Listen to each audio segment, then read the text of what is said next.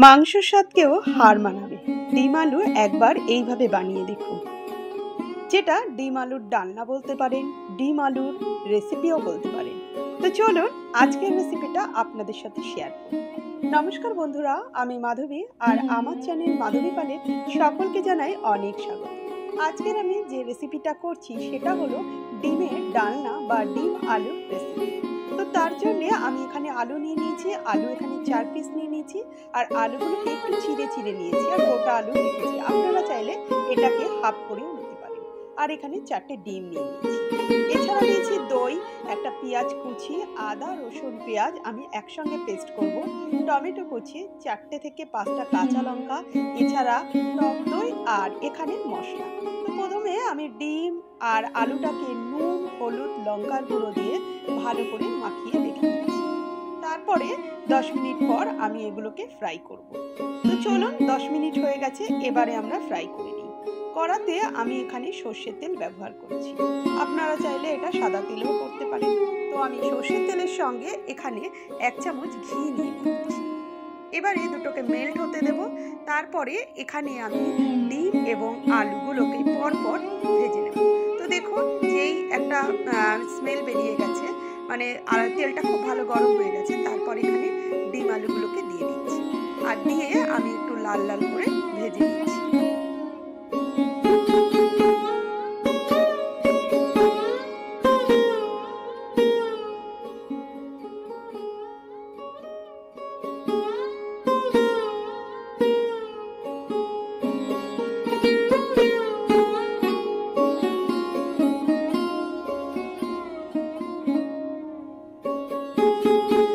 ডিম আলুগুলো ভাজা হয়ে গেলে তারপরে আমি এগুলোকে তুলে নিচ্ছি। এবারে এই তেলের মধ্যে আমি আমি এখানে একটা তেজপাতা দিচ্ছি, 1/2 চামচ গোটা জিরে, এছাড়া গোটা গরম মশলা। গোটা গরম মশলার মধ্যে এলাচ আর দারচিনি দিয়ে দিচ্ছি। দেখুন এবারে একটা যে স্মেল চলে এসছে, তারপরে এখানে আমি যে একটা পেঁয়াজকে কুচি করে রেখেছিলাম সেই পেঁয়াজটাকে অ্যাড করে দিচ্ছি। প্রথমে পেঁয়াজটাকে একটু লাল করে আমি ভেজে নিচ্ছি, তারপরে এখানে আমি টমেটোটাকে অ্যাড করে দিচ্ছি।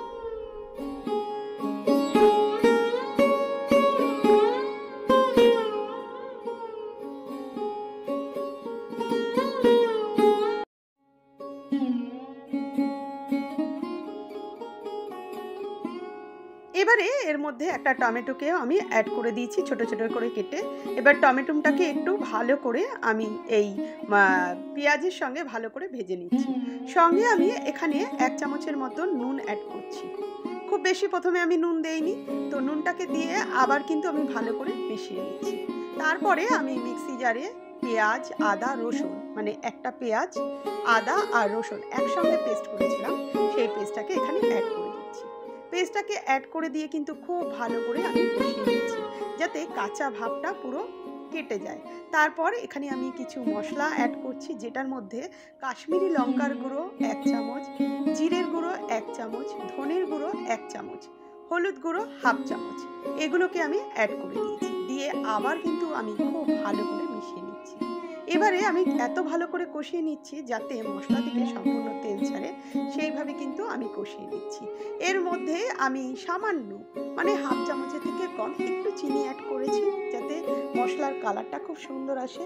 এবং যেহেতু আমি এখানে টমেটো অ্যাড করেছি এবং দই অ্যাড করব, একটা পানসা ভাব থাকে সেটা যাতে কেটে যায়। তো তার জন্য আমি ভালো করে মিশিয়ে নিচ্ছি, আবার এটা মিশিয়ে নিচ্ছি। তারপরে আমি এখানে যে টক দইটা, আমি এখানে 2 চামচের মতন টক দই নিয়ে ভালো করে ফেটিয়ে রেখেছিলাম, সেই টক দইটা এখানে অ্যাড করে দিচ্ছি। আর টক দইটা যখন অ্যাড করেছি তখন গ্যাসটাকে একটু সিমে রেখে টক দইটা অ্যাড করে দিচ্ছি। তারপর দিয়ে আবার কিন্তু আমি ভালো করে মিশিয়ে নিচ্ছি, যাতে টক দইয়ের সঙ্গে মশলাগুলো খুব ভালো করে মিশে যায়। দেখুন মশলাটা বেশ ভালো করে আমার কষানো হয়ে গেছে। এর মধ্যে আমি সামান্য কসুরি মেথি আর 1/2 চামচ গরম মশলা এখানে অ্যাড করেছি। করে তার মধ্যে এবারে আবার আমি মিশিয়ে নিয়েছি। তারপরে এখানে আলুটাকে আমি আগে অ্যাড করে দিয়েছি। প্রথমেই আগে বলি, এখানে আলু আর ডিমটা যখন সেদ্ধ করেছিলাম তখন কিন্তু আমি এই আলুটাকে একটু সিদ্ধ করে দিয়েছিলাম 70% এর মতো। আর এখানে যে কষাচ্ছি তাতে কিন্তু আমার আলুটা পুরোপুরি সেদ্ধ হয়ে যাচ্ছে। তো দেখুন আমি একটু ঢেকে রেখে আলুটাও সেদ্ধ হয়ে গেছে। এবারে কিন্তু আমি এখানে যে ডিমগুলো আছে সেই ডিমগুলোকে অ্যাড করে দিচ্ছি। ডিমগুলোকে অ্যাড করে দিয়ে আবার কিন্তু আমি ভালো করে মিশিয়ে নিচ্ছি। ডিম আলু একসঙ্গে মিশিয়ে নিয়েছি, আর ডিমগুলোকে আমি একটু চিড়ে দিয়েছিলাম, ঠিক আলুগুলোকে যেভাবে চিড়ে দিয়েছি তাতে মশলাটা কিন্তু সম্পূর্ণ ভেতরে প্রবেশ করবে। এইবারে একটু আমি হতে দিচ্ছি, আমি ঢেকে দিচ্ছি, আর ওপর থেকে 4-5টা কাঁচা লঙ্কা দিচ্ছি, কারণ আমি এখানে কাশ্মীরি লঙ্কার গুঁড়ো অ্যাড করেছিলাম কালারের জন্য, আর কাঁচা লঙ্কাটা এখানে 4-5টা কাঁচা লঙ্কা দিয়েছি। আপনারা যেরকম ঝাল খান সেই অনুপাতেই দেবেন। আবার আমি কিন্তু ভালো করে মিশিয়ে নিচ্ছি। এবারে এখানে আমি হাফ কাপের মতন জল অ্যাড করব। আপনারা যতটা গ্রেভি রাখবেন ঠিক ততটাই জল অ্যাড করবেন। তো আমি এখানে ঈষাদ উষ্ণ হাফ কাপ জল এখানে অ্যাড করেছি। আর আমি এটা একটু মাখা মাখা রাখবো, সেই জন্য মাখা মাখা রাখার জন্য আমি বেশি জল কিন্তু অ্যাড করব। এবারে আমি ঢেকে দিলাম, ঢেকে আমি একটু ফুটতে দিচ্ছি। দেখুন আমি 2 মিনিট পর ফিরে এসেছি। এবারে ফুটছে, আমি ভালো করে আবার কিন্তু মিশিয়ে দিচ্ছি। খুব ভালো করে আমার আলু ডিম সমস্ত কিছুর মধ্যে মশলা কিন্তু ঢুকে গেছে। আমি আরেকটু ঠিক করব, তারপরে কিন্তু আমি এটা নামিয়ে ফেলবো।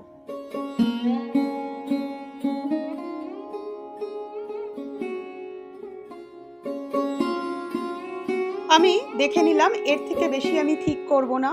আমি নুন ঝালটা দেখে নিয়েছি। এবারে ঠিক নামাবার আগে আমি এখানে হাফ চামচের থেকে একটু কম গরম মশলা, কসুরি মেথি আর 1 চামচ ঘি এখানে অ্যাড করে দিলাম। সমস্ত কিছুকে দিয়ে মিশিয়ে তারপরে আমি ঢেকে 1 মিনিট হতে দিচ্ছি। 1 মিনিট পর তারপরে কিন্তু আমি গ্যাসটা বন্ধ করে দিচ্ছি। এই 1 মিনিট হয়ে গেল। এবারে যেই ঢেকে দিলাম, এবারে কিন্তু আমি গ্যাসটা বন্ধ করে দিচ্ছি। আর ঠিক 5 মিনিট পর আমি ফিরে আসছি। তো দেখুন 5 মিনিট পর আমি ফিরে এসেছি। সম্পূর্ণ কমপ্লিট হয়ে গেছে আমার ডিমের ডালনা বা ডিম আলুর রেসিপিটা। দারুণ কিন্তু টেস্টফুল হয়েছে এবং খুব সুন্দর একটা গন্ধ দিয়েছে। আপনারা চাইলে কিন্তু এটা রুটি, পরোটা, নান, ভাত, রাইস, যে কোনো পোলাও সমস্ত কিছুর সঙ্গে খেতে পারেন। তো কেমন লাগলো আমার রেসিপি? যদি ভালো লাগে তাহলে আমার পাশে থেকে আমাকে উৎসাহিত করবেন। আর আগামী দিনে আমি নানান ধরনের রেসিপি নিয়ে আসবো। আমি মাধুরী।